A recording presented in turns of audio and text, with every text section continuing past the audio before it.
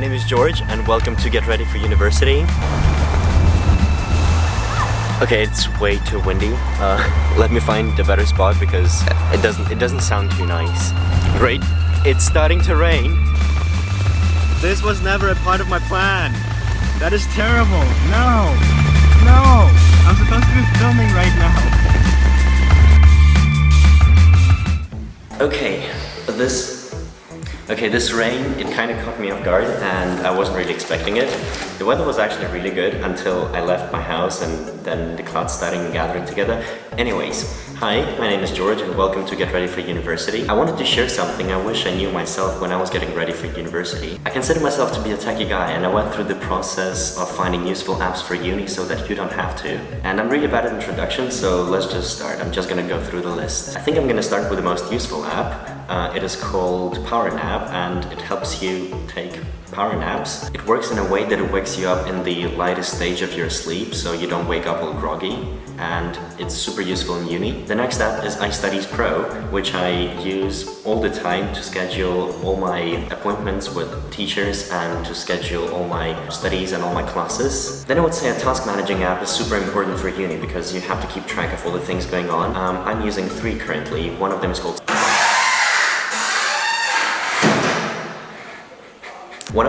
Swipes, the other one is called MindNode. If you're like me and you love mind mapping, that app is for you. And the third one is just the pre-installed Reminders app on the iPhone. Then when going into university, you kind of need to keep track of your budget, and currently I'm using 2 apps. There's like a bunch of variations, both paid and free, but I'm using Next for everyday expenses and I'm using Tap to Track when I'm traveling. Then if you're going to study in the UK, I would recommend the app called Trainline if you will be traveling. It's a super useful app to find train tickets. Also, it allows you to have your ticket on your phone so you don't have to print it, and it's the only app that has a pretty looking interface. The next app is Chrome Remote Desktop, and if you leave your computer open at home, you get to access your computer screen remotely from your phone. So if you're in uni and you need to find a file on your computer that you don't have in your phone, it's super useful to have. For password management, I use 2 apps. One of them is kind of pre-installed, is the iCloud keychain, and the other one is called Keys. It's also super useful when you have a bunch of passwords to remember. I really recommend getting an app such as Scanner Pro. There's also a whole bunch of different variations for the app, both free and paid, but this app basically lets you save on a scanner and you can just take a picture of something and it scans it and you can send it off as a PDF to someone.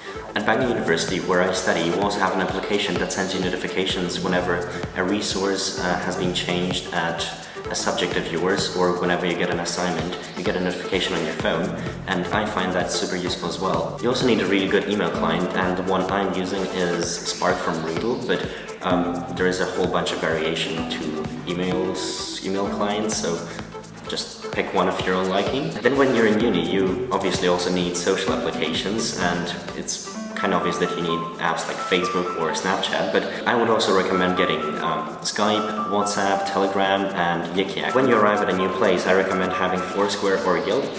These 2 apps let you discover new places to eat or hang out with your friends when you arrive at a new place. Talking about food, there's also food delivery apps such as Just Eat, Deliveroo, or Asda. And when you don't feel like studying in uni, you might want to watch a series or something. So lots of people use Netflix. I don't, because I have the Amazon Prime membership where I have some series included. I also have like a Russian app service where I pay a little amount of money and I get most of the series I would like to watch there. And if you have any apps you use for your studies, make sure to leave them in the comments below. I'd love to check them out.